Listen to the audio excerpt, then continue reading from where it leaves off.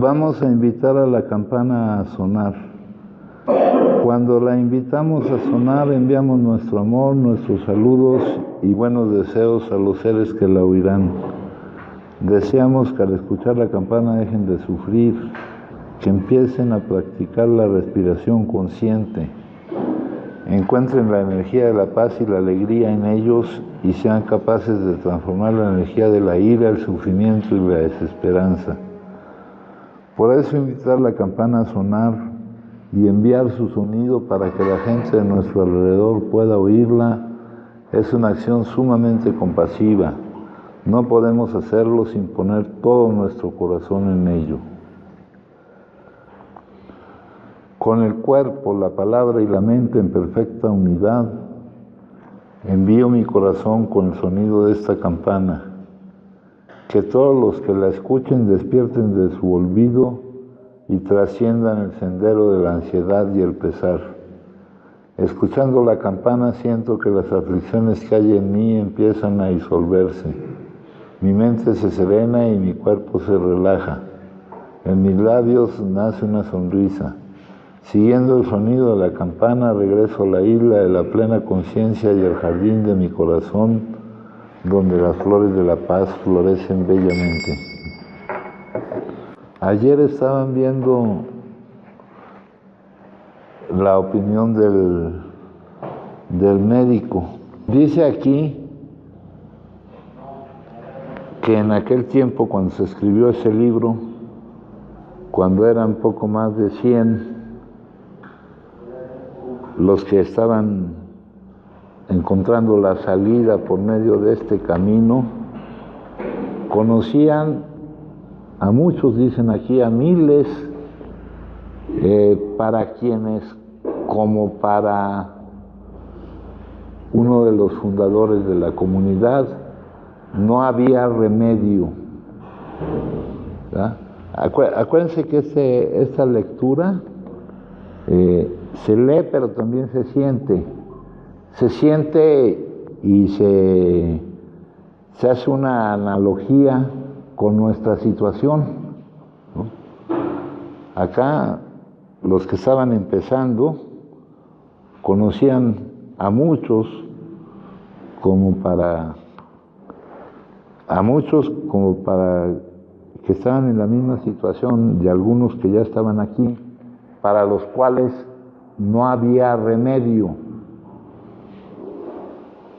Eso tiene algún significado, eso tiene algún significado. Y es importante que tenga un significado. En alguna de las lecturas que vimos ayer, de las lecturas diarias, nos dicen cuándo se está preparado para obtener los beneficios que aquí se pueden obtener, ¿verdad? Entonces dice, aquí nos dice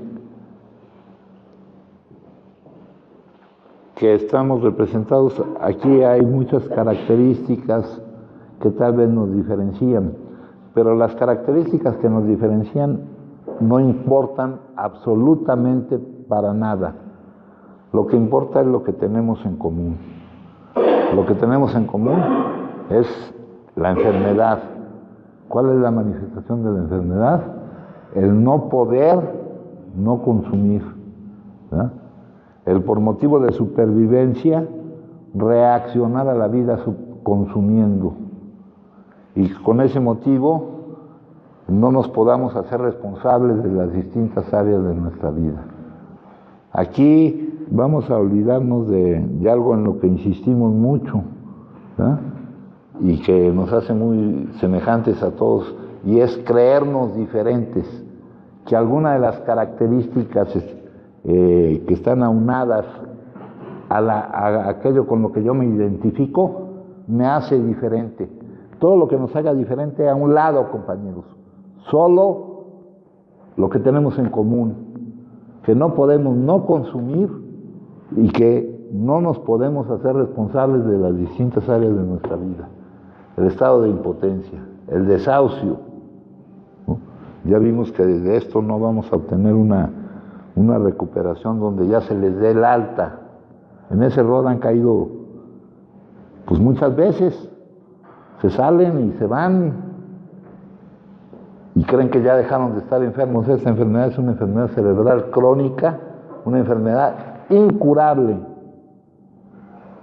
No estamos curados, lo que tenemos es una suspensión diaria en nuestra sentencia que depende de que lo que vivamos no nos produzca la emoción a la cual reaccionemos consumiendo. Dice aquí,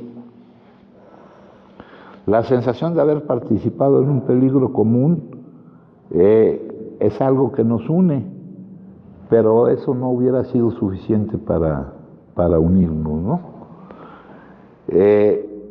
Lo que nos une en realidad es haber descubierto una solución común, una salida en la cual podemos estar completamente de acuerdo.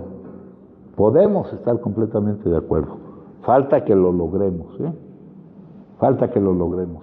Hay la posibilidad de que estemos de acuerdo en esa salida y en base a la cual podamos incorporarnos a la acción, a la práctica de lo que aquí se nos ofrece, a una práctica fraternal y armoniosa, ¿no? Acá ya la semana pasada leímos algo de algunos principios espirituales de la fraternidad. También en alguna de las lecturas se nos insiste mucho en que esto es una fraternidad, y ese es un hecho que es terapéutico para nosotros, ¿no? Y es muy importante, compañeros, porque cuando uno comenta con alguien acerca de otro compañero, lo primero que sale es una crítica y se ve poca compasión. El egocentrismo sigue preponderando y se olvida el principio terapéutico básico de que no podemos dejar de aprovechar el recurso imprescindible y que nos permita no poner nuestra atención en nuestra situación vital, sino preocuparnos por los demás. Cuando nuestra situación vital está mal, si ponemos nuestra atención, está mal según entre comillas, según nuestra interpretación, porque está así, el que esté así va a ser lo que nos vaya a dar la preparación para salir de aquí, para salir de esta situación. Dice, en base a la cual podemos incorporarnos a la acción fraternal y armoniosa. Esta es la noticia que nos dan con este libro. Este libro lo escribieron para que el compartimiento fuera más extensivo, ¿verdad? Porque en un principio empezaron compartiendo la situación pues entre ellos, y fue necesario escribir un libro para que se extendiera más el compartimiento de lo que se estaba encontrando. Dice, una enfermedad de esta clase, ¿no? Y decimos, y que es una enfermedad, lo decimos y todo, pero creo que ahí también tenemos un problema de admitir y de considerar que esto es una enfermedad.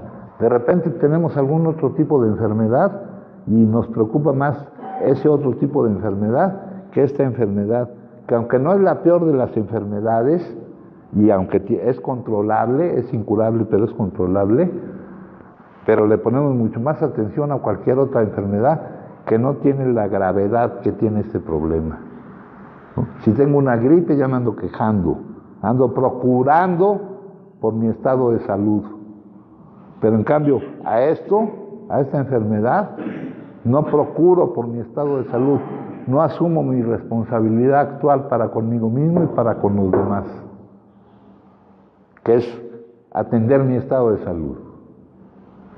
Entonces dice, una enfermedad de esta clase, y hemos llegado al convencimiento.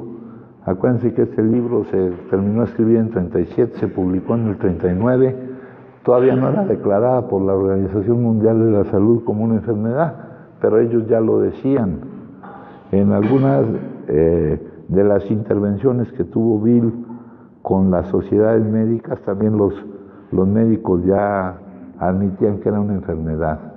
Dice, afecta a los que nos rodean como no lo hace ningún otro padecimiento. En realidad, la enfermedad de cualquier persona afecta mucho a los que lo rodean, sobre todo de dos formas: a los que tienen una relación de compromiso con nosotros, a los que sienten cierta preocupación, a los que están interesados en que estemos bien, y también le afecta a los que nos rodean, porque es muy difícil convivir con una persona que está intoxicada, compañeros.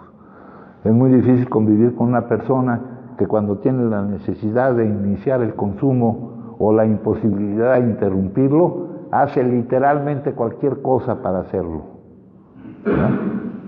Por eso a los que más decimos, los que son más cercanos, los que esperamos que tarden más en tomar represalias contra nosotros, son a los que más afectamos, ¿verdad? Ya después afectaremos indistintamente. Como lo hace cualquier enfermedad, afecta a lo que nos rodean, nomás que está en otro sentido. Pero ¿cuál es la reacción de los demás con respecto a los que tienen esta enfermedad? Los demás, pues ya ahora se ha extendido y ya todo el mundo, de que menos, han oído decir que la adicción es una enfermedad, ¿verdad? Pero hay un problema en nuestra mente de entender que eso, como no entienden en qué consiste la enfermedad, como no entienden que no es nuestra voluntad la que determine que se esté manifestando el síntoma, compañeros, ¿verdad? No tienen la misma reacción que tienen hacia otras personas que tienen la enfermedad. Y aquí ponen el ejemplo de la persona que tiene cáncer, ¿verdad? Todos sienten pena por ella. Nadie se enfada ni se siente molesto. Pero sin embargo, aunque teóricamente, culturalmente, porque nadie se confiesa tan ignorante como para decir que no sabe que esto es una enfermedad, sí provoca la misma reacción, porque la siguen considerando como un problema de comportamiento, ¿no? El que la yunta lame o no sé qué dice, o el que por su gusto muere, que lo entierren parado, no acaban de entender que no es nuestra voluntad la que determina que consumamos, ni nuestra voluntad la que va a servir para que nosotros podamos no consumir. No acaban por entender que esta enfermedad nadie está naciendo el mismo. No acaban de entender, compañeros, que este problema es un problema del enfermo, ¿no? Del enfermo de esta enfermedad, porque la enfermedad en su mayoría tienen la enfermedad general de la adicción. Este es un caso particular de la adicción. La adicción al consumo, hay adicciones de consumo de conducta, y hay una enfermedad general de la adicción en la cual hay la mayoría de la gente. Y muchas veces la familia se vuelve un estorbo, el medio más cercano, llegamos a caer entre dos extremos. O se vuelve un estorbo creyendo que ellos tienen que participar en algo que solo cada uno de nosotros puede lograr, o se vuelve un estorbo no participando en nada y abandonando por completo al enfermo, ¿no? Dice, si una persona tiene cáncer, todos sienten pena por ella, ¿verdad? Ustedes, ya su familia saben que, tal vez su familia sepan que son adictos. En algunos, falta que ustedes lo verifiquen, ¿eh? Para muchos de nosotros ya sabemos, los conocidos, los que nos vamos conociendo, falta que ustedes mismos lo verifiquen, porque no todo el que consume es un adicto. Y puede ser que aquí llegue gente que por haber visto que consumen, consideren que es un adicto, pero los que lo tienen que determinar son ustedes. Dice aquí, ustedes, si su familia ya saben que tienen la enfermedad de la adicción al consumo,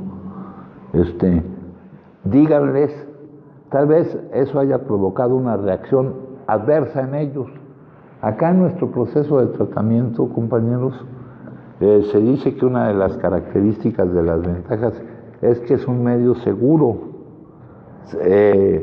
porque no está en la disponibilidad de la sustancia y los problemas, conflictos de la vida diaria, pero tampoco la exposición a un medio adverso provocado por su adicción, a cómo ha reaccionado la gente que está a su alrededor ante el problema, ante su problema de salud, considerándolo como un problema de comportamiento, ¿no?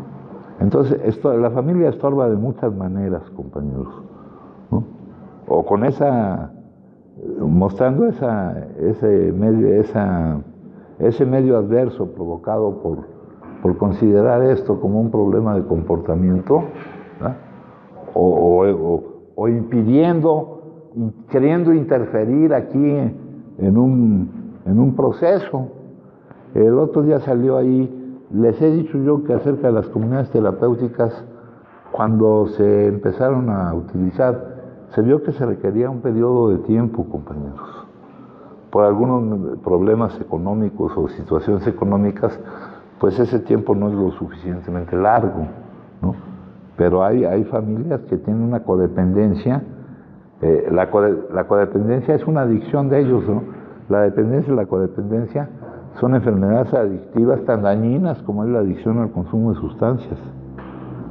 Y tienen una codependencia de la cual no se ocupan ellos.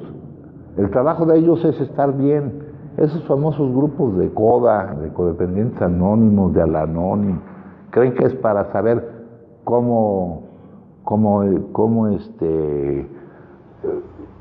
bloquear o cómo tratar al adicto como si fuera un problema de comportamiento. No, esos grupos son para que ellos estén bien y para que puedan dejar de interferir en el proceso de ustedes. Salieron unas estadísticas y se dice ahí que las personas que abandonan su proceso tienen muchas más probabilidades, sin haberlo terminado, sin haber avanzado, tienen muchas más probabilidades de estar recayendo. De repente los mandan acá y ya quieren venir, porque todavía están preguntando cómo están o quieren estar aquí con ustedes, ¿no? Vamos a tener que hacer una construcción anexa para que estén aquí con ustedes, ¿no? Para aquellos que tienen ese problema, hay otros que, dicen, no, con esos güeyes, pues mejor a kilómetros, ¿no? Pero no tienen la actitud conveniente. Otros que están aquí y los quieren ver cada 2 días y por cierto, ya va a ser fin de semana. Creo que ya hay varios a los que les toca ir a ver a su familia. Dicen, entonces, alguno de ustedes que sienta que la reacción de su entorno fue adversa, díganles que tiene cáncer. No les digan que tienen el problema de la adicción. No sabemos, la reacción de ellos va a ser diferente. Ya no va a ser de abandono, ya no va a ser... De que no se van a quedar súper preocupadísimos, cabrón. Sí, yo hice eso. Tú hiciste eso, sí. Decir que tenía cáncer en el estómago. Sí. Sí, cuando por tu adicción y por todo, pues estabas en el pleno abandono, ¿no?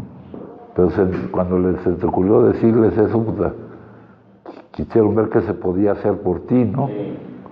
Entonces, pues no. Entonces dice, con este mal viene la aniquilación de todo lo que vale la pena en la vida, cabrón. Y para cada uno de nosotros habrá cosas que valen la pena. Eso podrá variar para cada uno de nosotros según nuestra escala de valores y nuestra forma de ser, ¿verdad?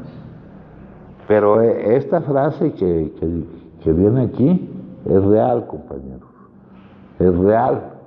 Y podemos ir viendo cómo en cada caso ha presentado un obstáculo cabrón. Aquí le llaman aniquilación de lo que para esas personas valía la pena en la vida, ¿no? Sencillamente las oportunidades. Más adelante en algún capítulo, cuando nos hacen algún retrato de lo que es el adicto, dice, labra oportunidades y luego para él y los suyos y luego las tira abajo con una serie de intoxicaciones insensatas y, ¿no?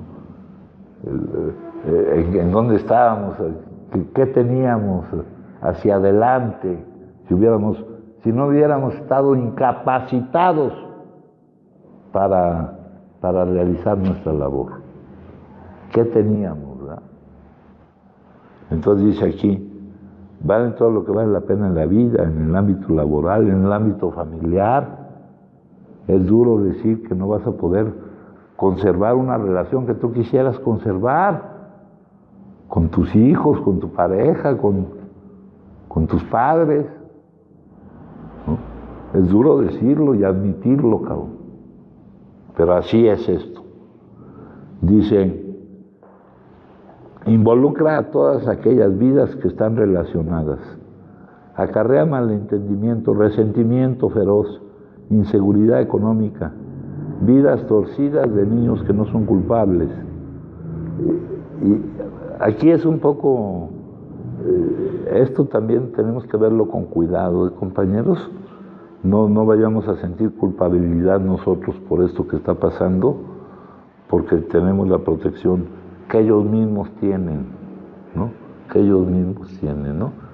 Y muchas veces está mejor que estén a buen resguardo de nosotros, ¿no? Dice, esposas y otros pacientes apesadumbrados, amigos y patrones descontentos, o contentos, porque llegas tú a establecer relaciones en donde en realidad no están descontentos contigo, pero sí están, toda la relación varía, porque tu enfermedad se manifiesta no por tu voluntad, ¿no? Y cambia toda tu actitud. Dice aquí, deseamos que este libro informe y consuele a los que puedan estar afectados. Luego viene otro rasgo que tenemos nosotros. Psiquiatras competentes en alto grado que han tratado con nosotros han encontrado a veces imposible persuadir a un adicto para que discuta abiertamente su situación, para que abra sus cartas, para que deje de estar cuidando una imagen con la que él mismo se ha identificado, imagen que nadie tiene de él, imagen que él cree que los demás tienen de él. No abre, no muestra. Yo les he dicho que en las reuniones en otros lugares, todos se reúnen para hablar bien cada uno de sí mismo, ¿no? O el cultivo yucateco, cabrón, ¿no? Ya ustedes conocerán el cultivo yucateco, ¿no? Aquellos que hablan con la voz engolada y te dicen muchas que eres muy chingón, ¿no? Pero acá no, acá estamos para mostrar nuestra debilidad, compañeros, para mostrar realmente lo que estamos sintiendo al vivir el desarrollo de esta enfermedad. Tenemos que partir de eso, compañeros. Dice, entonces ese rasgo no lo encuentran los psiquiatras, ese rasgo lo tenemos nosotros. Aparte que los psiquiatras están cabrones también, ¿no, hijo? Yo tenía un psiquiatra, ni él hablaba ni yo hablaba. Luego dice aquí, pero para que abran su situación, para que la muestren. Y tal vez, ¿saben cuál sea la dificultad? No que no la quieran mostrar, sino que ni siquiera se han dado cuenta, cabrón. Ni siquiera se han dado cuenta. Están pensando de su situación cosas que no son, cabrón. No están viendo la gravedad de su situación. No es que no la quieran mostrar, a lo mejor no se han dado cuenta, ¿no? Como aquel amigo que le pregunté yo que hacía cuánto tiempo que tenía problemas por su manera de consumir, y el amigo ese me decía que según quién, porque según él, o otra persona que me decía que hacía 2 años, la progresividad de esta enfermedad. Si tú observas en un individuo que tiene esta enfermedad, la progresividad, en qué grado está, esa progresividad no ha llegado donde está en 2 años, para acabar pronto. tiene un ritmo de desarrollo la progresividad de la enfermedad. Entonces, el que no pueda discutir abiertamente su situación, tal vez no sea porque no la quieran mostrar, sino porque ni ellos mismos se han dado cuenta de la gravedad de su situación, ¿no? Piensan, no, puta, si todavía me puedo tomar una Coca-Cola, o si todavía vienen los domingos a tirarme cacahuates como un chango, pues no debe estar tan mal. Porque para darse cuenta de esto se necesita el peso del tiempo, cabrón. El peso del tiempo y las consecuencias, y la desesperación, la tortura de padecer esta enfermedad, cabrón. Dejar de considerarlo como una chingonería, como una aventura, porque en un principio así lo consideramos, güey. Puta, los que no hacen esto están pendejos, no saben vivir, cabrón. Dice, resulta bastante extraño que los familiares y amigos íntimos nos encuentren aún más inaccesibles que el psiquiatra. ¿Cómo te muestras ante ellos? Existe la humildad que debe de surgir. La humildad es la verdad que se adecue a tu estado de salud, compañero. La humildad es la verdad. La humildad es la verdad de sentir que necesitas esta ayuda, demostrar que la necesitas. Dice más adelante, y aquí es algo en lo que se basa otra de las características de nuestro medio, de nuestro método, de nuestro proceso, es que la ayuda mutua brinda esperanza. Y en las 3 charlas a sociedades médicas, compañeros, en donde nos dicen que esto es una síntesis, donde se recogieron principios de la medicina, la psiquiatría, la religión y todo, añaden un punto muy importante que se da entre nosotros. El que pueda haber testimonios, compañeros, de que personas que estuvieron en la misma situación de impotencia que nosotros, lo están logrando, cabrón. Acá, compañeros,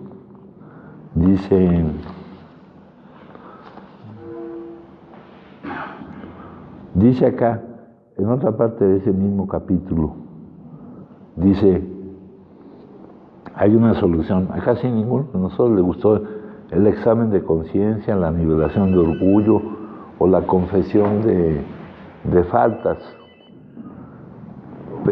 Eso es, me ponen ahí algún extracto de algunos de los pasos sugeridos, pero dice luego alguna otra cosa importante. Pero vimos que era efectivo en otros. Y habíamos llegado a reconocer la inutilidad y futileza de la vida como la habíamos estado llevando. En primer lugar, ¿cómo vamos a juzgar que es efectivo en otros?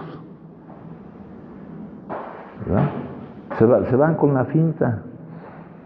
Aquí había un compañero que tenía esta casa convertida en estacionamiento. Tenía coches hasta en la azotea. Entonces eso te puede hacer pensar a ti, si tu escala de valores está equivocada, que en esa persona está siendo efectiva. ¿Qué es lo que nos demuestra que sea efectivo en otros? Que puedan estar sin consumir y que puedan estar bien con la vida, compañeros. Primero, que puedan estar bien con la vida, y segundo, que puedan, no lo que tienen, no sus realizaciones posteriores, o ¿no? A otros te dicen, no, pues ya estás listo, ahora ponte a producir, ¿no? Aquí no se busca la productividad, se busca la fecundidad, cabrón, porque nos basamos sobre otro tipo de principios, ¿no?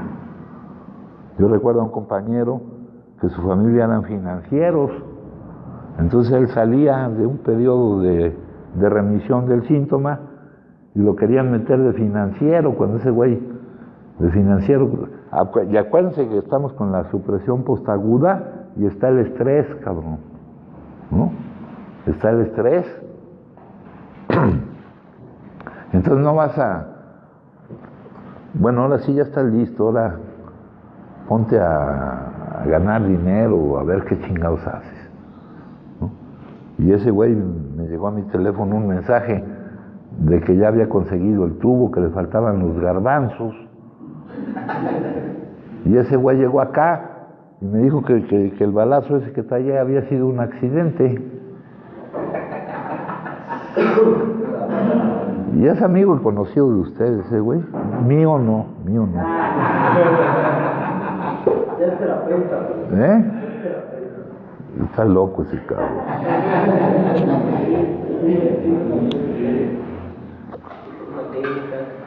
Aquí no hizo más que pendejadas. Bueno, dice, pero ¿qué pasa? Aquí dice el ex bebedor. Vamos a poner, no podemos poner el ex adicto. Aquí hay ciertas incongruencias en el lenguaje tremendas, ¿no? No hay ex adicto, es alguien que fue adicto y ya no lo sea. Y eso no se da. Y en el mismo libro lo que pasa es que no hubo un corrector que corrigiera todo este desmadre. Dice, adicto y adicto para siempre, ¿no? No hay nadie que haya sido adicto y haya dejado de serlo. Entonces, pero el adicto que está logrando la remisión del síntoma, que ha encontrado la solución de este problema, la salida, este libro ya les dije que se iba a llamar La Salida, y que está equipado adecuadamente con los hechos de lo que se vive en la actividad adictiva y con los hechos del cambio que se va dando en ti para que pueda ser posible que la remisión se sostenga. En las reflexiones del día de ayer decía que era como hacer una casa, que lo primero era no beber y era como echar un piso de cemento, pero que iba a estar muy, muy incómodo estar ahí a la intemperie. Esto es decir, eliminando el síntoma sin eliminar la causa, sintiendo las emociones todavía al vivo y con el peligro de... Acá dice en la comunidad terapéutica que es un clima de alta tensión afectiva, que emocionalmente estás empezando a vivir las emociones sin fugarte inmediatamente de ellas, sin reaccionar a ellas consumiendo, ¿no? Entonces es solo un principio que se tiene que dar. Dice, el hecho de que el individuo que esté abordando a otro tiene la misma dificultad, y aquí el abordaje no es estarle diciendo que hay una solución, el capítulo se le llama ya una solución. En otras partes nos hablan de la transmisión del mensaje, ¿no? Y lo que tú transmites es cómo estás tú, es tu experiencia, es lo que viviste consumiendo y cómo ahora cualquiera de esos hechos que viviste y te producían emociones que te hacían reaccionar consumiendo, ahora ya no te producen ese tipo de emociones ni de reacciones. El mensaje es el estado de tu ser, el estar bien, el no estar inquieto, el no estar irritable, el no estar descontento, el no estar, en el capítulo de la opinión del médico, el no estar desadaptado, el no estar esperando que la vida se adapte a ti, el ya entender que tú eres el que te tienes que adaptar a la vida, el dejar de pretender que te puedes fugar de la realidad, el ya no cometer la locura de repetir el mismo comportamiento a pesar de las consecuencias, ¿no? De haber perdido la experiencia, de la capacidad de aprovechar tu experiencia para modificar tu comportamiento, ¿no?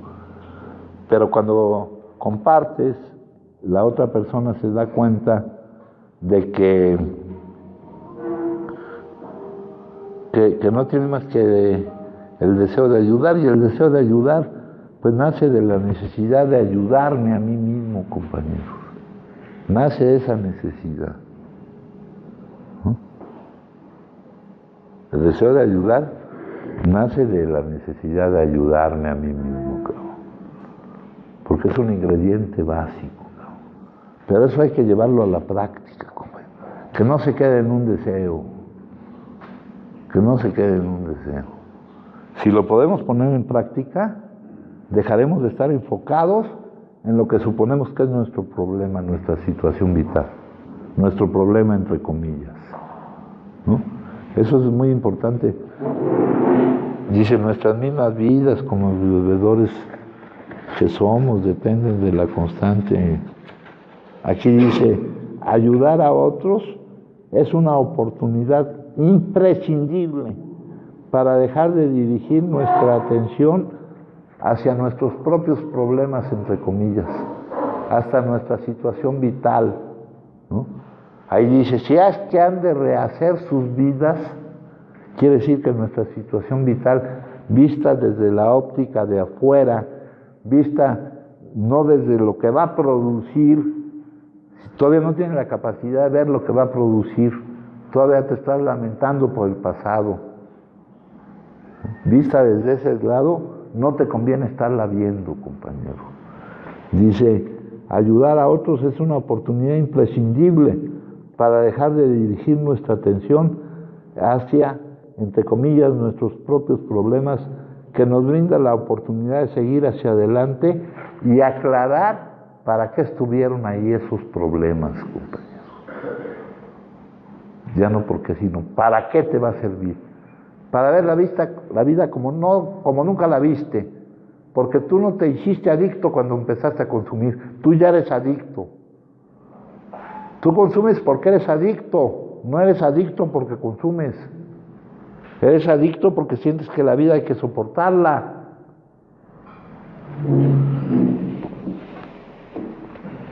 Entonces dice aquí,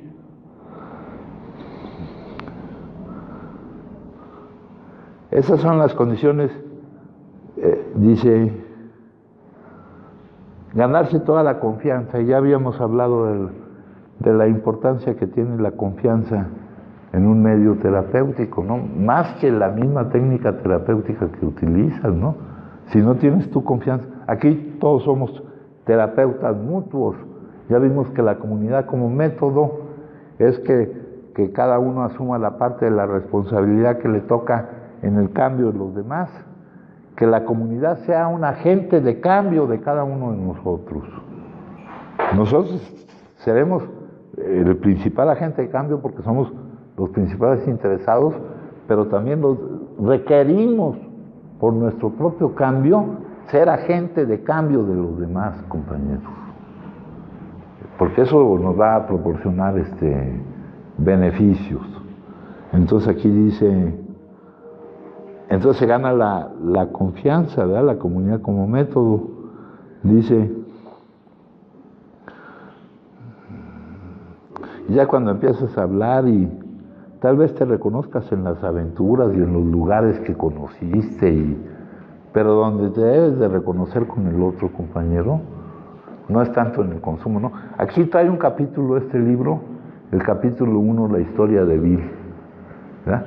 Ese capítulo está ahí para que encuentres el reflejo, lo que le llaman el reflejo, pero no el reflejo de las circunstancias de consumo, porque pues, por aquí no hay agentes de bolsa ni nada de eso, ¿verdad? Ni gente que haya ido a la Primera Guerra Mundial, ni nada de eso. No, sino lo que sintió, la desesperación que sentía una persona al estar en desacuerdo. También leímos en una de las últimas lecturas diarias que para estar preparados se necesita sentir una reacción hacia nosotros y un desacuerdo hacia nosotros. Ya cuando nos enteramos de que no es un problema de nuestra voluntad ni nada de esto, de que es una enfermedad, ese desacuerdo y esa culpa deben desaparecer. Dice aquí, luego acá más adelante dice, ninguno de nosotros hace una vocación de este trabajo, del trabajo de actuar como agentes de cambio de los demás, ni creemos que aumentaría su efectividad. Creemos que abstenernos de consumir, que la remisión del síntoma no es más que el principio. Es para que podamos seguir adelante. Porque imagínense, si estuviéramos ahorita consumiendo, pues estaríamos hablando tal vez en otros términos, ¿no? Si ustedes sienten que estos términos son un poco duros, serían más duros los términos en que habláramos. Luego dice aquí, ninguno de nosotros hace una sola vocación. Una demostración más importante de nuestros principios nos espera en nuestros respectivos hogares, ocupaciones y asuntos. También algunas de las lecturas diarias decía que la forma de comportarnos aquí entre nosotros era más fácil que fuera amable y tolerante y todo, que nuestras familias o en nuestros trabajos, ¿verdad? Y es de nuevo la distancia que toma uno de aquel al que puedes lastimar más fácilmente, ¿no? Dice aquí, todos nosotros dedicamos mucho de nuestro tiempo al tipo de labor que vamos a escribir. Y como esto lo escribieron cuando estaba naciendo la agrupación, tú puedes justificarte diciendo, sí, en ese momento en que esto se estaba formando, sí era importante que dedicaran mucho del tiempo al tipo de labor, ¿no? Cuando iba el doctor Bob con la hermana Ignacia, cuando iban a visitar primero los ponían en contención, luego iban a hablar. En aquel tiempo, cuando se estaba haciendo esto, sí era importante, porque estaban haciendo. No, pero era importante que lo hicieran, no para la agrupación, para que continuara, sino para ellos mismos. Eso fue una de las gran ventajas. Ahora sigue siendo igual de importante que dediquemos, dice, que dediquemos tiempo a este trabajo. Pero las prioridades se invierten inmediatamente. Salimos de aquí y decimos, ahora sí, a lo que es importante, ¿no? ¿Qué nos pasa? Ponen un letrero en los grupos, si faltas a tus juntas no preguntes por qué recaes, ¿no? Y llegan acá y dicen, puta, ¿por qué habré recaído? Hay que hacer un estudio psicoanalítico de ver qué pasa, ¿no? A ver qué chingados está pasando, güey. Se salieron de aquí y se dieron de alta. Y lo malo es que no se llevaron nada de esto puesto. Puta, ya me deshago de todas esas chingaderas. Que chinga eso de que te digan que te estés confrontando tú mismo con la realidad de que estás en un lugar donde has venido pidiendo ayuda. Y esa confrontación la tienes que hacer todo el tiempo. Y no permitirte ni la más mínima fantasía que te exima de tu responsabilidad actual para contigo mismo y para con los demás. ¿Cuál es tu responsabilidad para contigo mismo y para con los demás? No, pues estar pendiente de tus hijos y la chingada. Y olvidas esto. Si no atiendes esto, estarás pendiente, te volverás intermitente, ¿verdad? Como los foquitos esos de Navidad que se prenden y se apagan. Aparecerás y desaparecerás, güey. ¿Cuántas veces ha pasado? De repente por ahí te presentas, luego desapareces, luego parece que son mágicos aquí.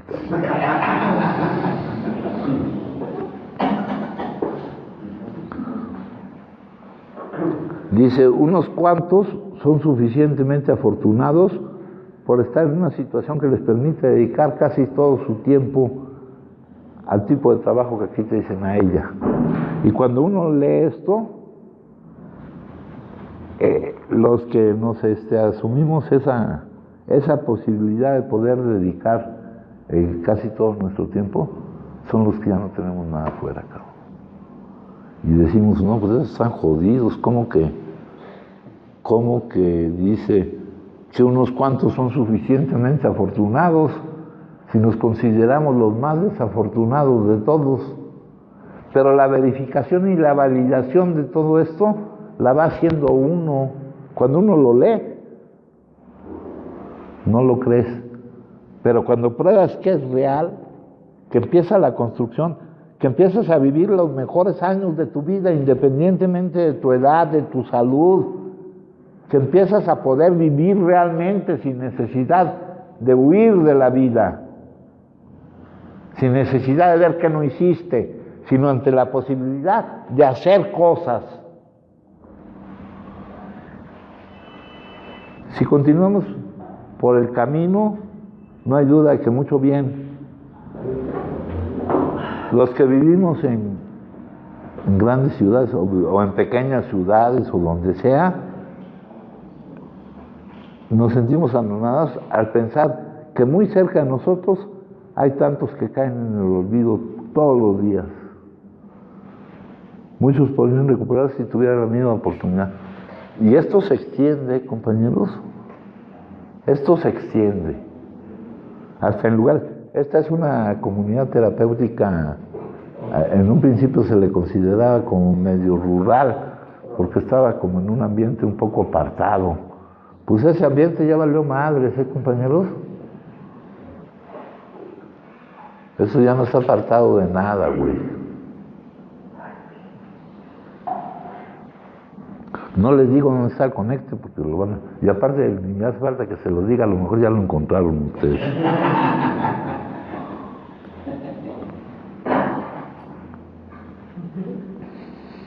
Dice, ¿cómo podemos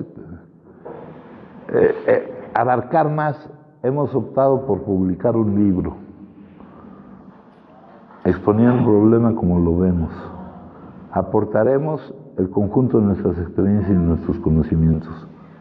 Esto debe sugerir algún camino útil para el que esté afectado por un problema, por ese problema de salud del consumo. Si gustan compartir, me dicen, compañeros. Dice, tendrán que discutirse asuntos médicos, psiquiátricos, y no es necesario discutir nada de eso. No debemos perdernos en ninguno de estos términos. Debemos ir a lo que significa. A lo que significa. Ya les dije cuando nos digan experiencia espiritual, le vamos a poner un cambio que nos permita no producir esas emociones. No es necesario hablar de palabras que no sabemos qué significan, compañeros. Lo que es necesario es buscar lo que deben de significar esas palabras. No es necesario perdernos en otras cosas. Luego dice aquí, la mayoría de nosotros siente que la verdadera tolerancia de los defectos y puntos de vista de los demás y el respeto a sus opiniones son actitudes que hacen que podamos servir mejor a nuestros semejantes. Y luego trae este elemento terapéutico que es imprescindible, nuestras mismas vidas. Y aquí como que nos ajustamos esto a nosotros, no. La vida de cualquier persona, compañero, la vida de cualquier persona, qué tan buena o qué tan mala sea, depende de la constante preocupación que tenga por las necesidades de otros y de lo que haga por resolverlo. ¿Por qué? Porque está combatiendo la autoobsesión, el egocentrismo, el pensar en uno mismo. ¿Qué tanto del tiempo piensan en ustedes mismos y qué tanto del tiempo piensan en los demás? Y aquí mezclamos ya algo con un poco de la sabiduría a la cual acudimos. La fuente de todas las miserias del mundo consiste en pensar en uno mismo, cabrón. Es un tormento chino. Ustedes, acompañados por ustedes, están en mala compañía. Ustedes, ¿de qué quieren que hablemos? ¿De ustedes? Son un mal tema de conversación, güey. Mejor hablemos de otra cosa, ¿no?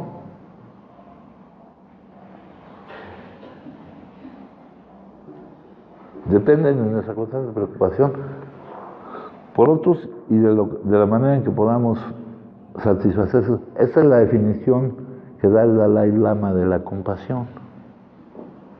¿Verdad? ¿Y por qué necesitamos ser compasivos? Porque la gente requiere nuestra compasión. No, los que requerimos la compasión, practicar la compasión somos nosotros, no los demás. Dice los pueriles, no en cuanto a edad, sino en cuanto al grado de desarrollo, porque acuérdense que nosotros somos infantiloides y pueriles, ¿no? Trabajan en beneficio propio, creen que pueden obtener directamente su propio beneficio. Los que ya se dieron cuenta, trabajan en beneficio de los demás. Se dieron cuenta que así es como obtienen su propio beneficio, ¿sí, Benja? Pero Camino no, podría ser un poquito más, referente a la compasión, ser un poquito más, describirme la poquito más. O sea, sí entiendo un poco que es ser compasivo. Hace poquito que yo estaba en la quinta, un pendejo que va digo, perdón por expresarme así, pero decía que la compasión era la lástima. No. Era la lástima, que era sentir lástima por los demás. Esa es la definición que él daba, y de ahí se agarraba y decía una serie de pendejadas que yo obviamente no estaba de acuerdo. Pero ahí no le podías rebatir porque además no te permitía compartir, no podías decir nada, pero él decía que la compasión era la lástima por los demás. Entonces, yo no estaba de acuerdo, ¿no? Pero ahí no podías decir nada. Pero en el muro que se enfrenta en mi escritorio está un libro grueso así, que se llama Espiritualidad Esencial. La idea de la compasión es el poder ser compatible y expresar un sentimiento de hacer algo por alguien, ¿no? Sí, sí, Luis Pablo. Sí, yo antes también creía que la autocompasión era eso, ¿no? No, autocompasión, pero no estamos hablando de compasión, mijo. O de compasión, ¿no? Pero es diferente la compasión a la conmiseración, ¿no? O sea, muy diferente, ¿no? Y el sentido, ¿no? El significado, ¿no? Y bueno, yo considero más la compasión como una empatía, ¿no? Ponerte en los zapatos del otro, ¿no? Y entonces cuando te pones en los zapatos del otro, no es cuando tratas de ayudarlo, ¿no? De cualquier manera, ¿no? O de servir, ¿no? No sé, a lo mejor estoy mal preguntando. Sí, a ver, Familia, buenas tardes, Alejandro, nomás. Fíjate que ahorita en lo que va de la junta, esa parte, alguna vez ya nos han leído algo, y parece ser que esa parte pues tiene diferentes ramas. Dentro de la compasión tiene que entrar la comprensión, ¿no? ¿Por qué es tan necesario para mí esa parte? Porque por esa cuestión que tú venías ahorita platicando de que somos más tema de conversación, hablar de uno mismo es uno más tema de conversación, todas esas imágenes con las cuales creo que los demás tienen de mí, toda esa parte de ya diferentes trastornos que se han formado a través del consumo. Ahorita mencionaste algo importante yo consumo porque soy adicto, y el ser adicto abarca un chingo de cosas, padrino, abarca todo eso, abarca la responsabilidad. Cuando me doy cuenta y está el peso, la responsabilidad porque soy una persona que viene identificada con algo que nunca ha sido. Soy una persona que a través de todo lo que puedo decir que me ha tocado esa experiencia humana, he visto que lo que quiero, lo que creo es que la vida es algo que se soporta, es algo que se enfrenta. No lo creo. Lo siento. Por eso, es algo en lo cual vivo en base a mis propios condicionamientos, vivo en base a mis propias ideas. No, y todos viven así, pero no tienen la enfermedad cerebral crónica que nosotros tenemos, mijo. Sí, ahora esa parte de la compasión, lograr hacer esa... Mira, te voy a leer la definición, porque ya dijimos ahorita que los que necesitan nuestra compasión no son los demás, somos nosotros. Dice aquí, eso lo escribe, es un prólogo que escribe el Dalai Lama. Está hablando de las prácticas espirituales comunes que se utilizaron, que se encontraron en todas las grandes religiones que eran las fuentes de sabiduría perenne. Y dice aquí, las prácticas comunes: examina maneras de purificar nuestra motivación, cultivar el amor y la compasión, adiestrar la atención, aclarar la visión de la conciencia, desarrollar la ética, cultivar la sabiduría y comprometerse con el servicio de los demás. A mi modo de ver, todas estas prácticas están esencialmente ligadas al desarrollo de la compasión, que implica no solamente pensar en los demás y querer hacer algo por ellos, sino además poner en efecto esas buenas intenciones. Esa es la definición que da el Dalai Lama de compasión, ¿no? ¿Y qué estoy logrando aquí? Si mi atención, o sea, pensar en los demás, si mi atención está puesta en ellos, quiere decir que no está puesta en mí. Por eso es un ingrediente terapéutico básico para, tú ahorita decías, los que somos adictos, ¿no? Los que somos adictos, consumimos porque somos adictos. Y somos adictos porque estamos autoobsesionados. La literatura de Narcóticos Anónimos, la literatura de Alcohólicos Anónimos dice que la raíz de nuestra enfermedad es el egocentrismo. La de Narcóticos Anónimos dice que es la autoobsesión, el pensar en uno mismo. Y yo se los pongo en parámetros sencillos, en qué cantidad del tiempo piensa en uno mismo, ¿no? Hay una lectura budista que te dice que la fuente de todas las miserias del mundo, no miserias en el sentido económico, miserias en vivir la vida mal vivida, ¿no? Consiste en pensar en uno mismo, ¿no, hijo? Y viene también, creo que en el libro del azul, creo que va referido a donde dice, están desadaptados de la vida. No, tú dices, los que son adictos tienen un chingo de problemas. Son autoobsesivos. Están esperando que la vida se adapte a ellos. Cuando te dicen que están desadaptados a la vida, y eso lo dicen en el número 1 de Cómo lo ve Bill. En el número 1 de Cómo lo ve Bill, compañeros, nos decían,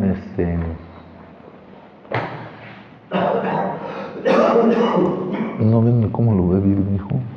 No lo traje, creo. Dicen,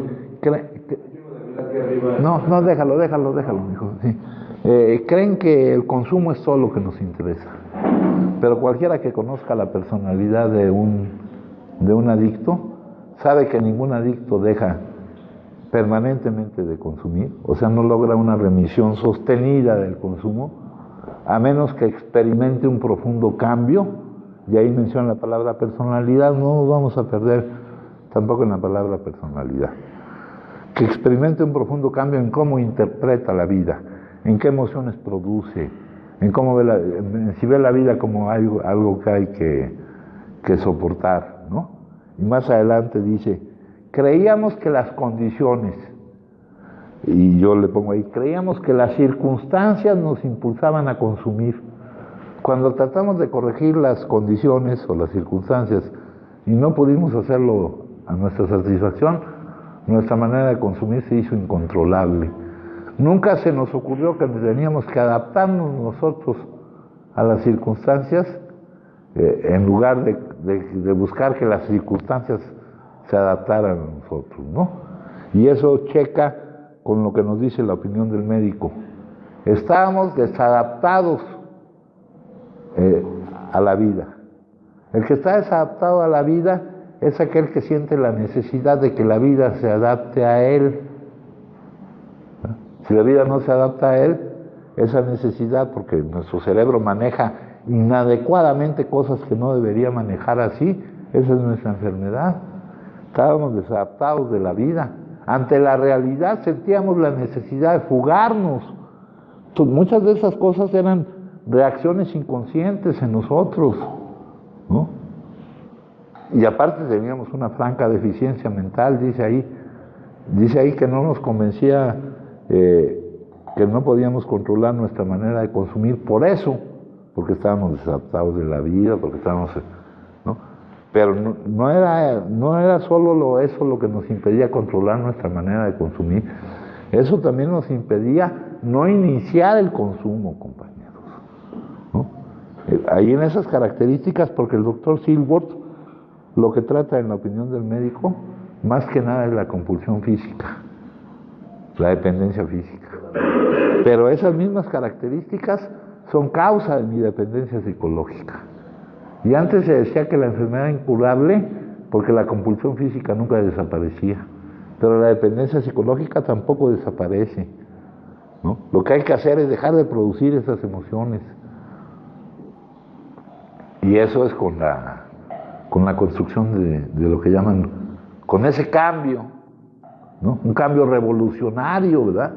Desechadas, dice. Los doctores dicen que sabían lo que necesitábamos. Unos lo llaman de una manera y otros de otro. Nos da la opinión de dos, de Silworth y de Jung, ¿no? Silworth dice, algún tipo de psicología moral era de apremiante urgencia. Jung nos dice, yo he tratado de producir, para mí estos casos, cuando le preguntan si no hay excepciones, es en este capítulo, en el capítulo 2. Sí las ha habido aquí y allá, de vez en cuando. Para mí estos casos son fenómenos por lo raro de la naturaleza, de enormes desplazamientos y reajustes emocionales. Desechar las ideas, emociones y actitudes que han dirigido tu vida, un juego completamente nuevo de conceptos empieza a guiar tu vida, ¿no? Emociones desechadas, las ideas, emociones y actitudes, ¿no? Las ideas son las que producen las emociones, compañero. Las emociones no lo producen lo que vives, sino lo que piensas de lo que vives.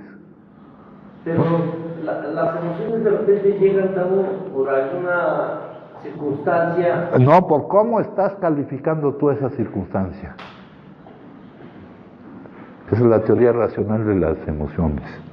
No, las emociones son neutras. Digo, lo que vives es neutro. Es lo más cambiante de las circunstancias. Pero es lo que piensas de lo que vives. Un choque distinto con otra relación. No, es lo que piensas de lo que vives, hijo. La emoción es lo que piensas de lo que vives. O el acuerdo o desacuerdo, que también eso determina lo que piensas, el acuerdo o desacuerdo con lo que estás viviendo. Dice, algunos juzgan que el contenido del momento es deficiente porque no está ocurriendo lo que debería ocurrir. Y ahí tú pones un imperativo, debería, cuando nosotros no estamos en condiciones de ponerle imperativos a la vida. Por ahí dice que dejamos de jugar a ser Dios.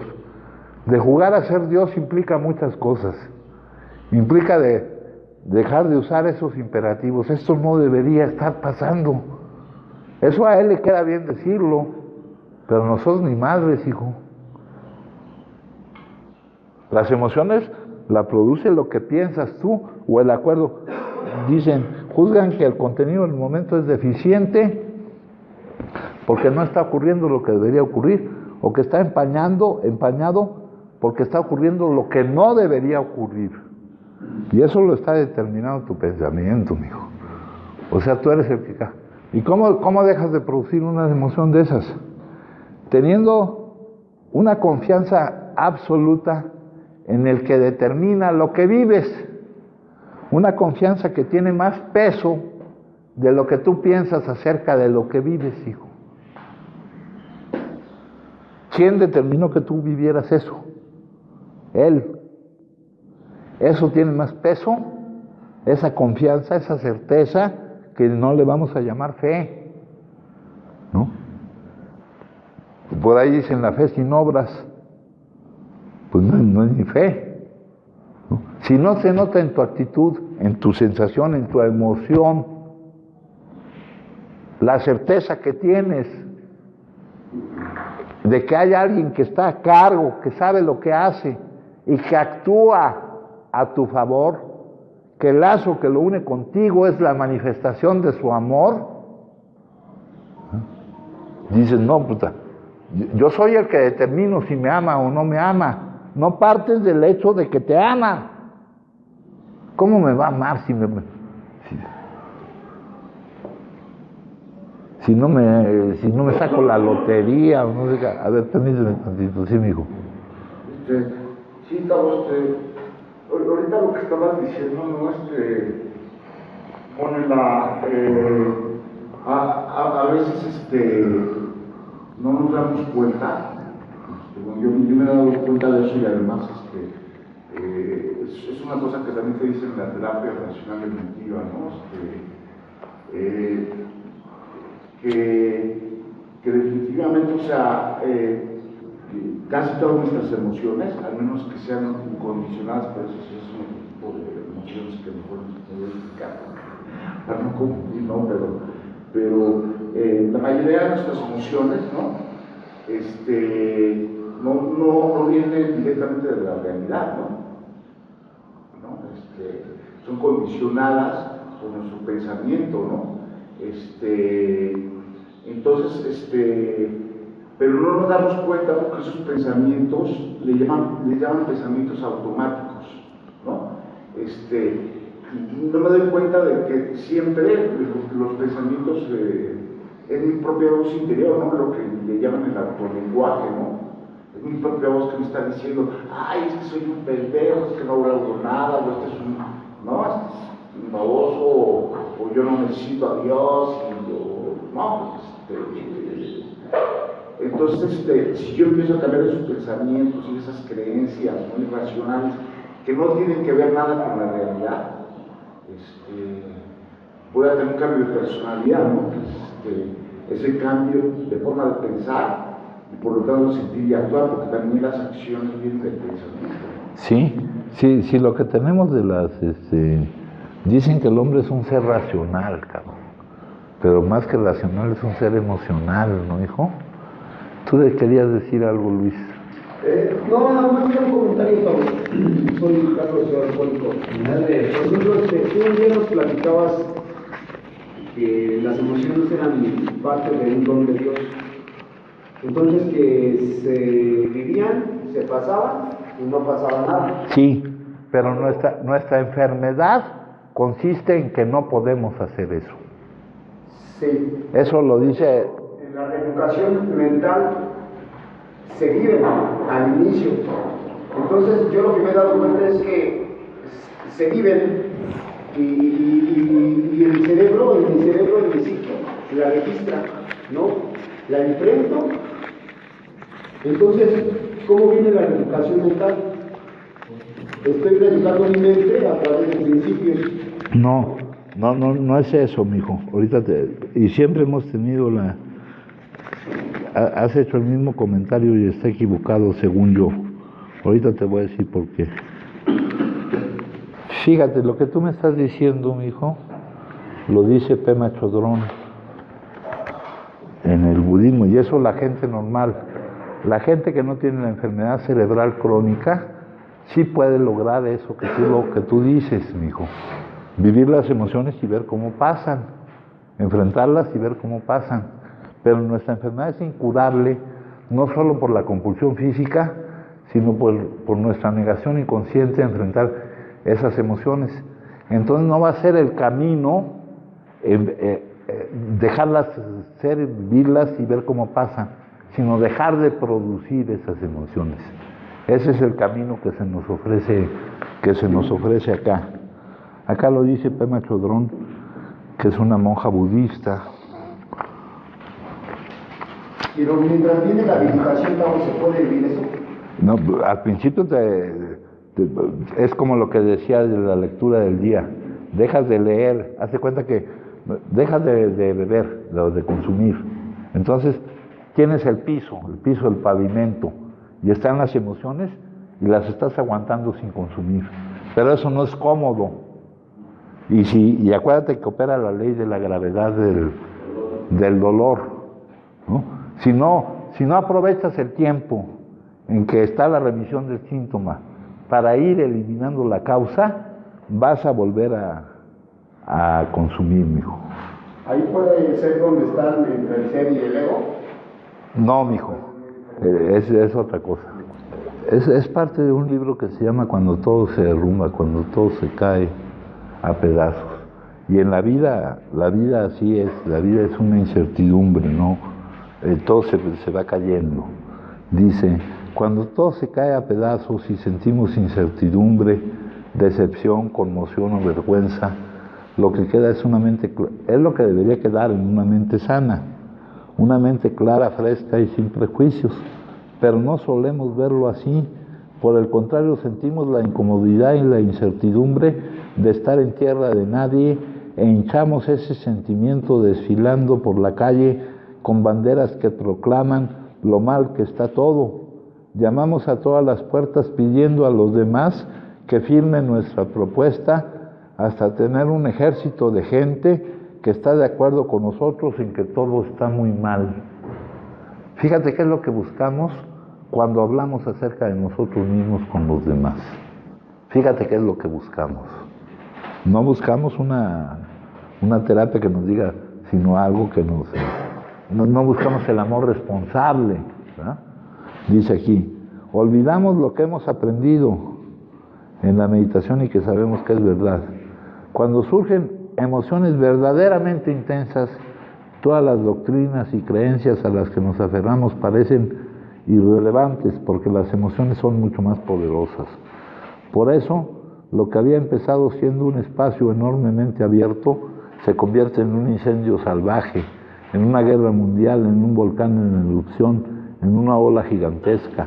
Usamos las emociones, las utilizamos. En su esencia son parte de la bondad de estar vivos, ¿no? La vida es una variedad, ¿no? De sabores, de colores, de emociones, de todo lo que vives. Es una obra maestra de la vida, porque está lo dulce, está lo amargo, está el dolor, está la alegría. Dice, en su esencia son parte de la bondad de estar vivos, pero en lugar de dejarlas ser, las empleamos para pretender recuperar el suelo bajo nuestros pies. Las usamos para tratar de negar el hecho de que nadie ha sabido ni sabrá nunca lo que está ocurriendo. Las usamos para tratar de volver a hacer que todo sea seguro, predecible y real, para engañarnos a nosotros mismos ocultándonos la verdad. Podemos simplemente sentarnos en compañía de esa energía emocional y dejarla pasar. Eso lo puede hacer alguien que no tenga esta enfermedad cerebral crónica que tenemos nosotros. Pero nosotros no podemos hacerlo. No hay ninguna necesidad de echar mano de la culpa y de la justificación, pero en lugar de ello, echamos queroseno sobre nuestras emociones para que nos parezcan más reales, ¿no? O sea, la actitud de una persona sana es estar en compañía de esa energía emocional y dejarla pasar. Nuestra enfermedad cerebral crónica es que esa energía emocional, el cerebro la maneja como no permitiéndonos vivirla, como no permitiendo estar con ella y ver cómo pasa. La maneja como si fuera una necesidad de supervivencia el no estar con ella.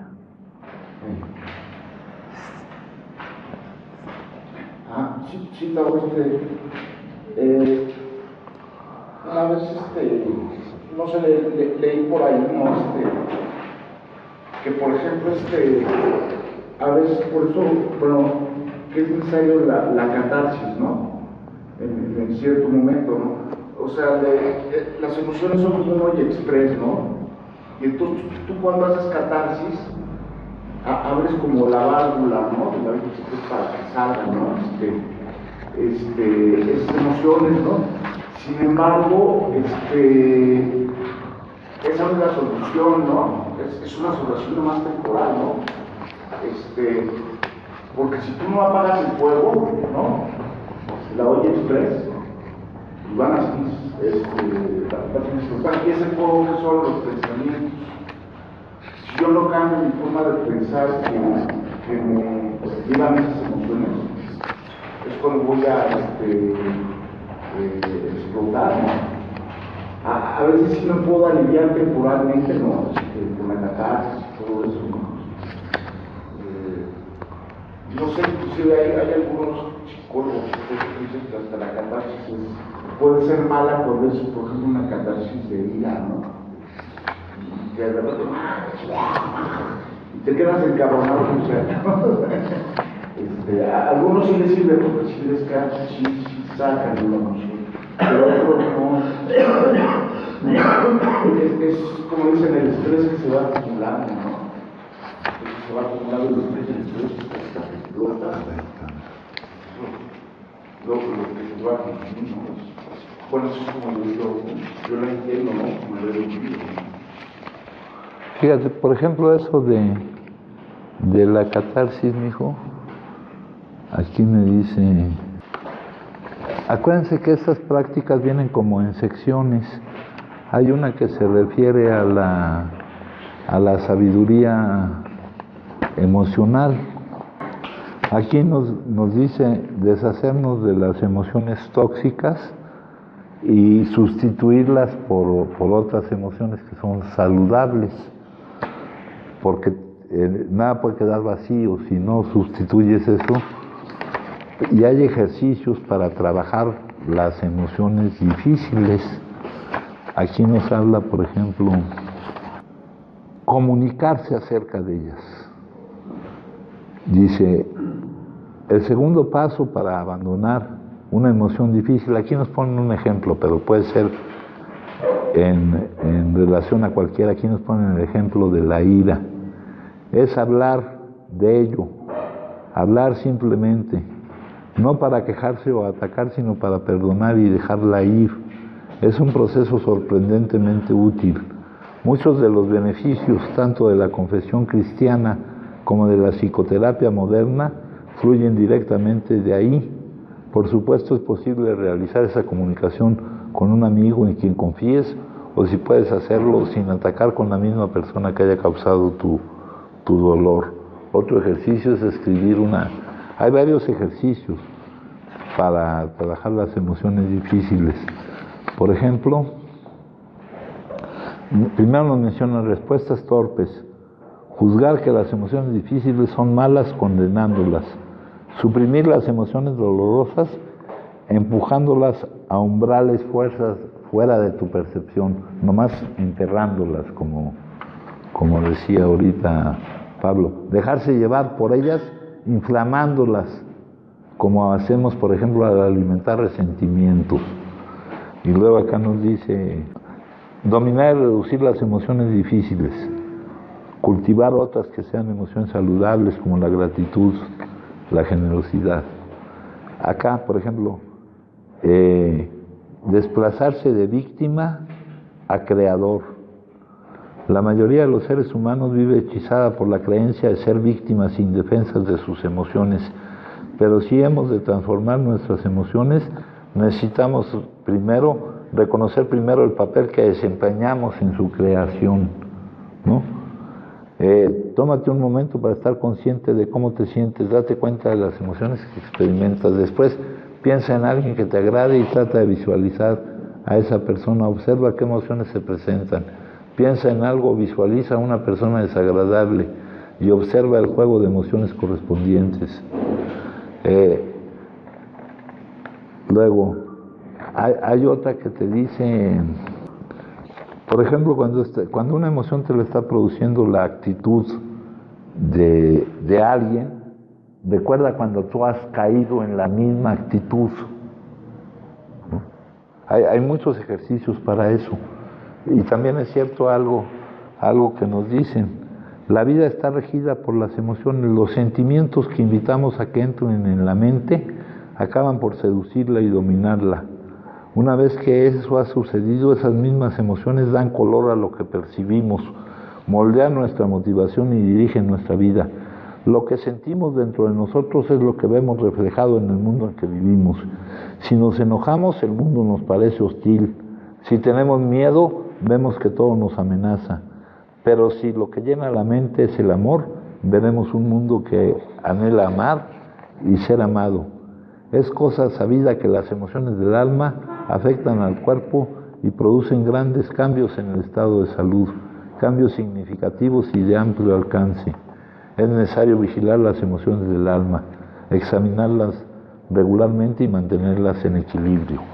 Entonces te digo que es esta cuestión que tú me estás diciendo de que ver la emoción, enfrentarla, dicen que enfrentarlo, verlo a la cara y ver cómo pasa, Eso lo podríamos hacer si no tuviéramos el problema de salud que tenemos.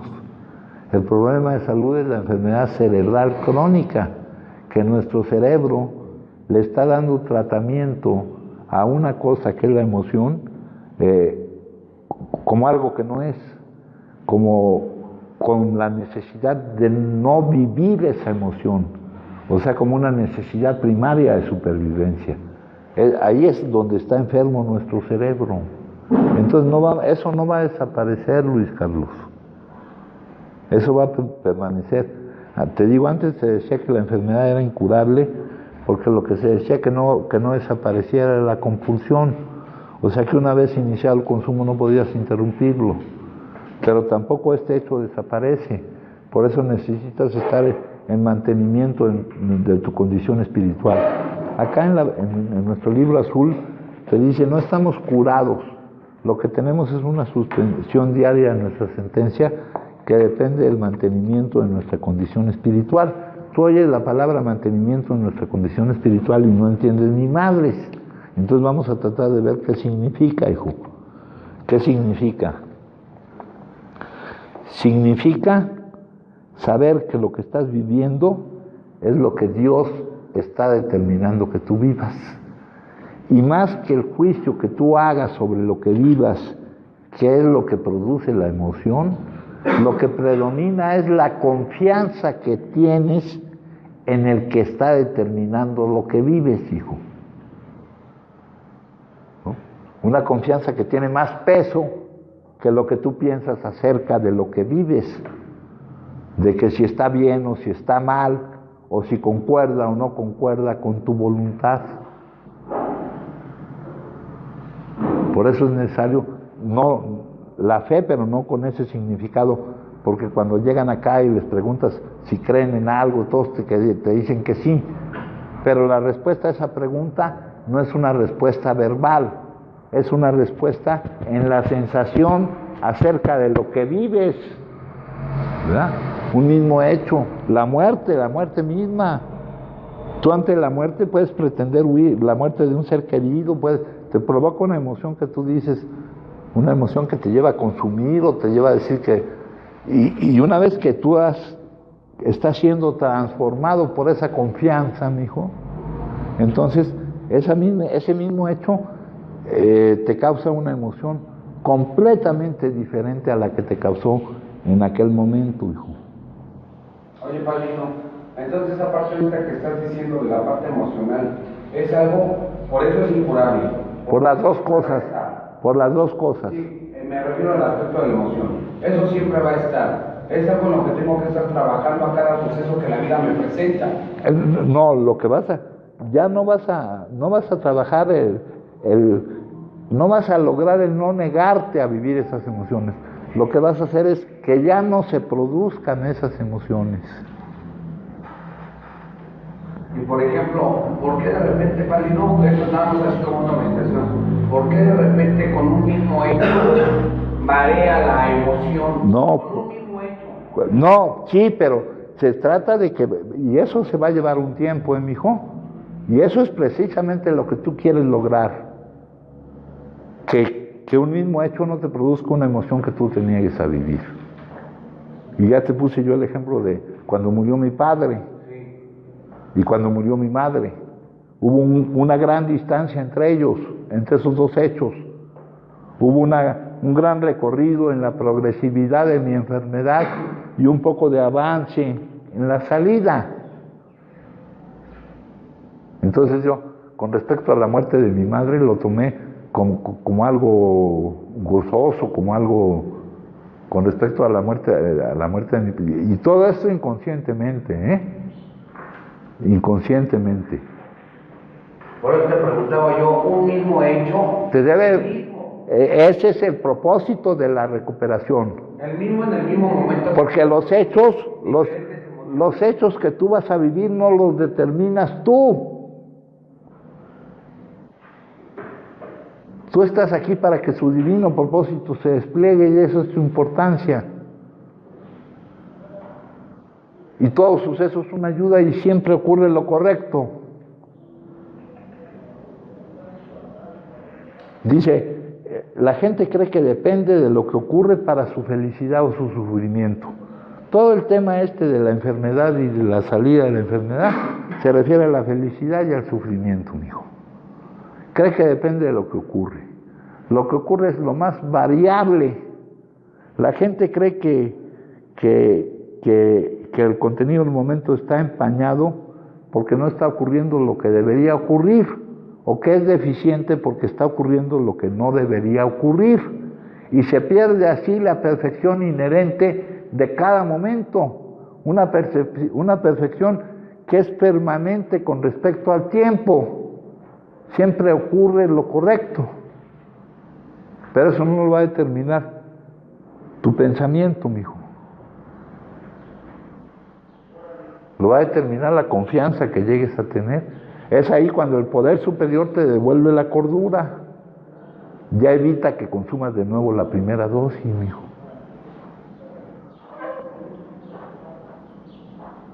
Pero este proceso, pues, ya vimos que no es que la mayoría de los casos se desarrollan durante un periodo de tiempo, mijo.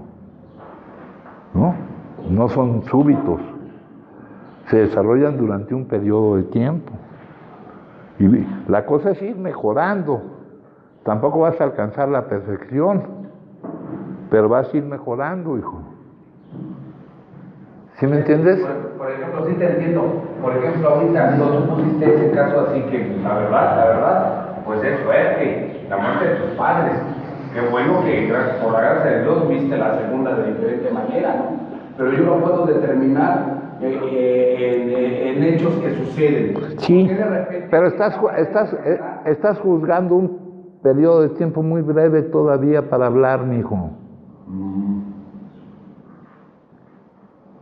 ¿Tú cuánto tiempo? Estamos en remisión temprana, mijo. Sí, es a lo que me refería, porque es un mismo hecho, por ejemplo, y me quiero referir a lo que es la enfermedad. La enfermedad, como se explica aquí, porque para mí es una necesidad manejarlo con lo que se me está enseñando, no con lo que creo que yo determino cómo es algo que ha podido entrar. ¿Cómo? No sé. Lo que sí sé es que ha podido entrar, ¿no? Ahora, para poder hacer y practicar algo, lo primero que tengo que, creo yo nomás es un punto de vista, lo primero que tengo que hacer, pues es tratar de vaciar la mente para que pueda entrar algo. Eso es lo primero. Ahora, el hecho, la enfermedad, el día de hoy, por la gracia de Dios y gracias aquí a la terapia que aquí se da, yo la veo de una diferente manera, porque ya más o menos sé cómo funciona, no porque lo sepa a la perfección. Es una enfermedad que hasta ahorita ahí se va, de MS5. En el aspecto científico, en el aspecto espiritual, pues es lo más que se ha encontrado. Pero ¿por qué de repente surge en la persona como yo, así, surge ese estado de agradecimiento cuando me doy cuenta de mi necesidad? ¿Y por qué de repente surge otra emoción diferente con el mismo hecho? Ya lo hemos explicado. Si tú pones la atención en lo que está, en lo que tienes, si estás dándole valor a lo que tienes, surge la gratitud, mijo. Si pones la atención en algo que no tienes, no va a ser posible que surja la gratitud. A ver, permíteme tantito, Pablo, tú querías decir algo, mijo. Era como referente a lo que había dicho el compañero Carlos. Yo creo que a veces, no sé, ojalá me toma de ver ahorita que mencionó lo de sus padres, Miguel y Margarito, perdón. Adelante. Perdí a mi madre hace 20 años, ¿no?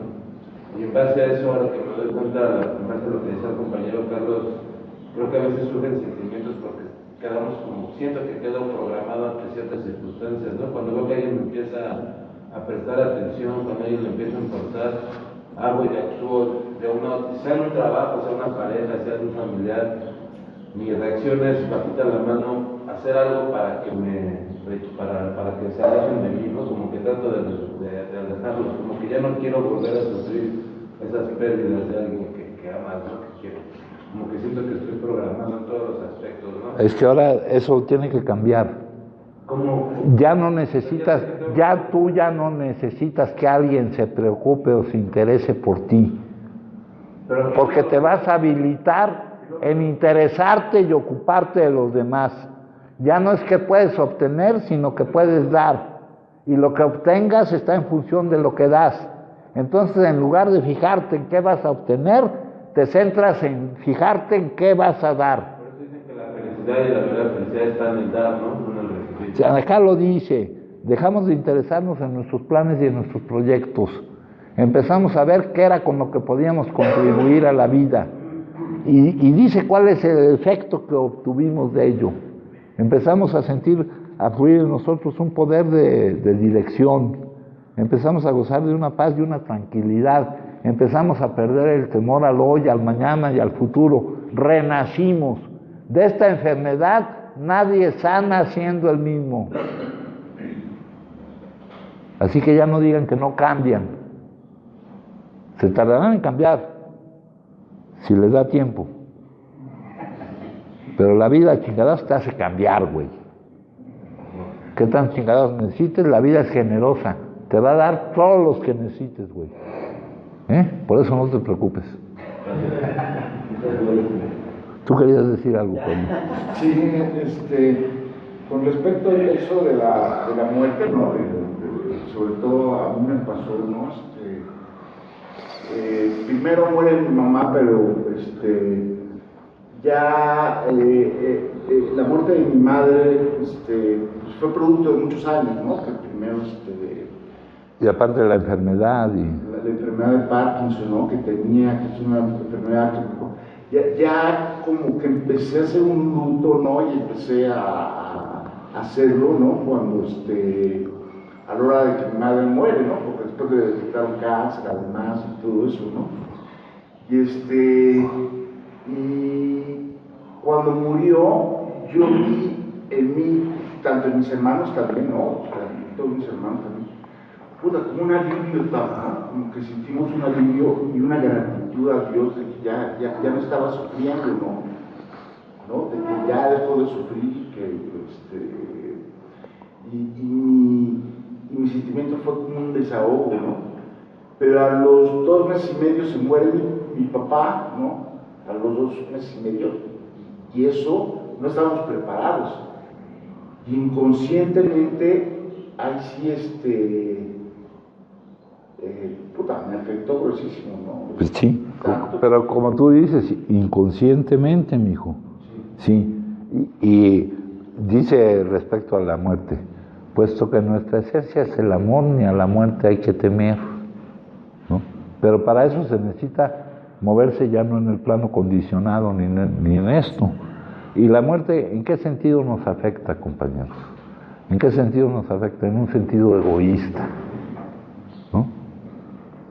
Porque, por ejemplo, cuando alguien muere se dice pasó a mejor vida, y es realidad, güey, ¿no? Dice por ahí otra cosa que les digo seguido. La marca de tu ignorancia es tu creencia en la injusticia y la tragedia. Lo que la oruga llama fin del mundo, el maestro lo llama mariposa, ¿no? Físicamente ya no estará contigo, pero con nosotros están siempre, y no solo nuestros padres, sino todos nuestros ancestros. Son cosas que no entran por el pensamiento, ¿no, mijo? ¿Qué es la espiritualidad, pues? ¿No? Por ejemplo, yo considero que mi padre siempre ha estado conmigo, aunque en ese momento en que lo perdí, hijo, pues mi actitud fue egoísta de que ya no estuviera ahí cerca de mí, ¿me entiendes, hijo? Pero lo que él dejó en mí, pues siempre va a estar en mí, hijo. ¿Alguien más, compañeros? Sí, Luis. En esa parte donde dices que todavía las personas viven en nosotros, yo he hecho una práctica en donde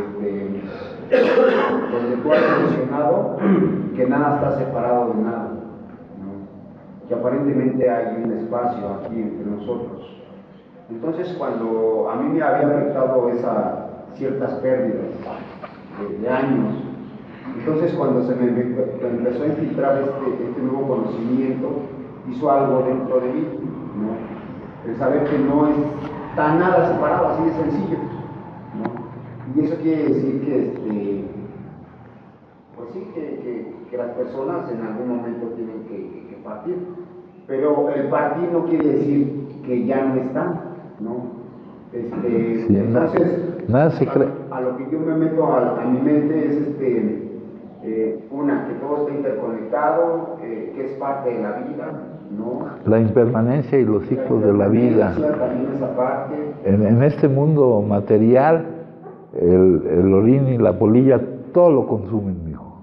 También algo que mencionan mucho es que algo está creciendo, algo está muriendo.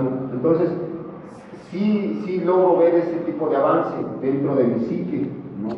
Que ya no me afecta, vamos, que esa emoción no llegue, que es lo que trato de practicar, ¿no? Entonces eso me hace sentirme confortable, con una mentalidad completamente saludable, ¿no? Y que no se produzca eso. Y se van, cuando nos hablan de la construcción de una base espiritual para la vida, tienen que interactuar muchos bloques juntos, mijo.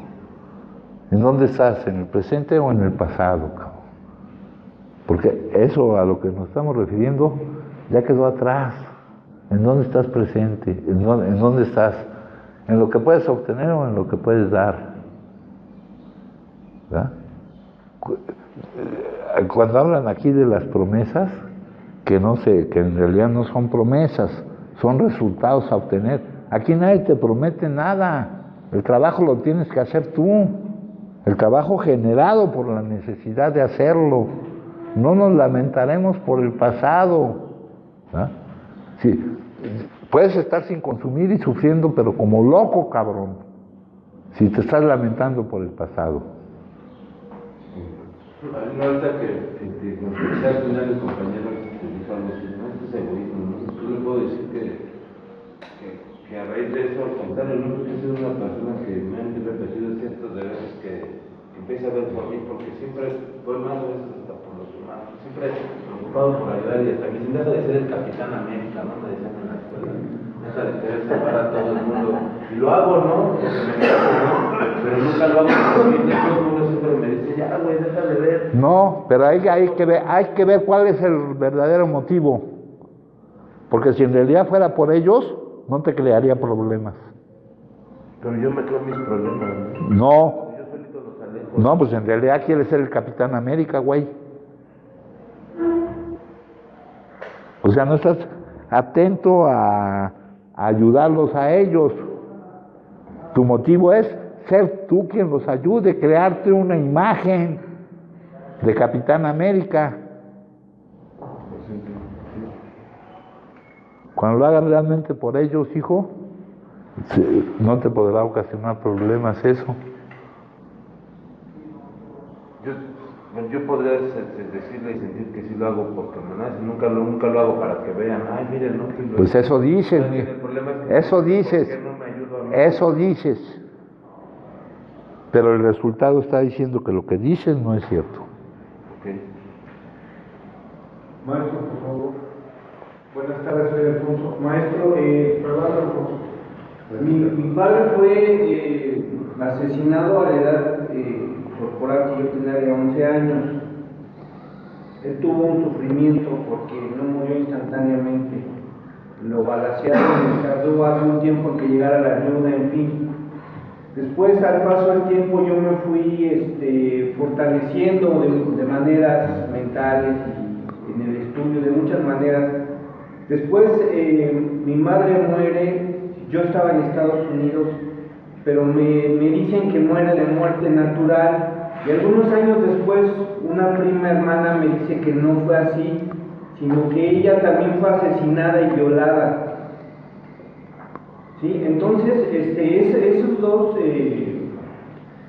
esas dos dolores que sentí en ese momento, sentí un choque incontrolable dentro de mí. En este tiempo que he estado yo con ustedes y haciendo las catarsis y haciendo las reflexiones, siento que esa es una parte de las emociones que yo vivo, que es la que me hace depender de la ingesta del alcohol. Pero no creo que sean esas emociones, hijo.